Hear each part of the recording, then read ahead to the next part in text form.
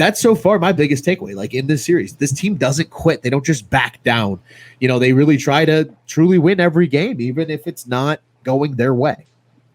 Yeah, I think if you really truly want to, look at the whole season as a whole, you can compare both this series and the whole season all in one.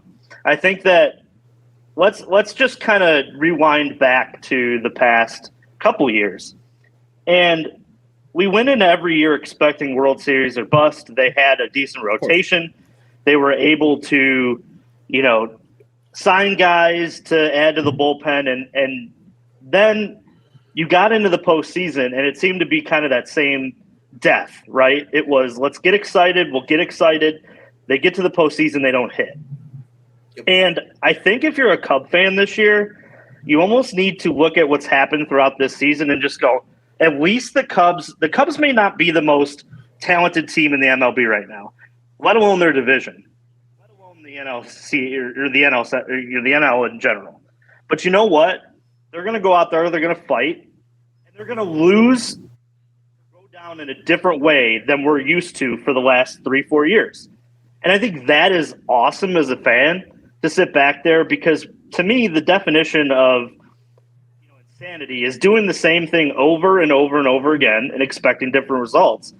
And that's what the Cubs kind of were after 2016. It was, hey, we're going to roll this same lineup out and pray to God that when they got to the playoffs, they were going to hit, and they were going to try to outslug some guys. And as their pitching kind of aged, their starters like Lester and Lackey, at the end of his career too, it was almost like they needed the offense to carry them. And when I look at this team, I almost think how refreshing it is to just have a different outcome. You look at this team, and they're not going to strike out a lot.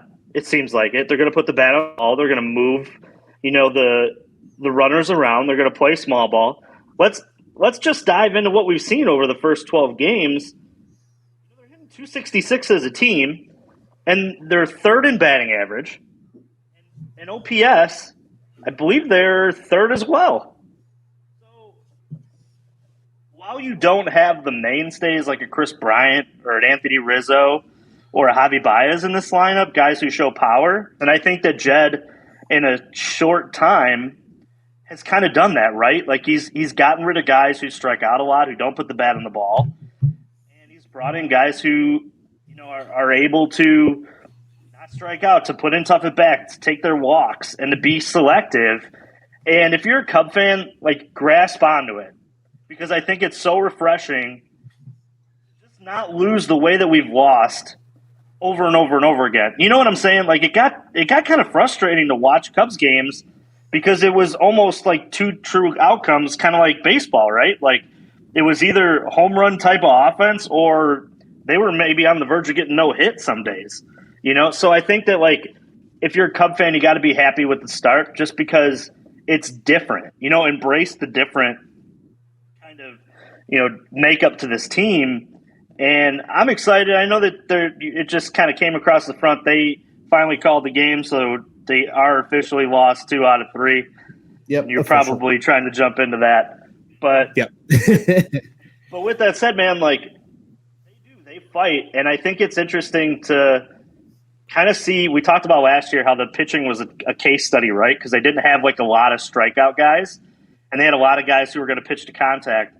This year is almost like the flip. It's the offensive case study of we're not going to round our lineup up with guys who hit 30, 40 bombs, who have the potential to do that. We're going to round it out with guys who, pretty much single you to death. And the Cubs may win a lot of games by doing that.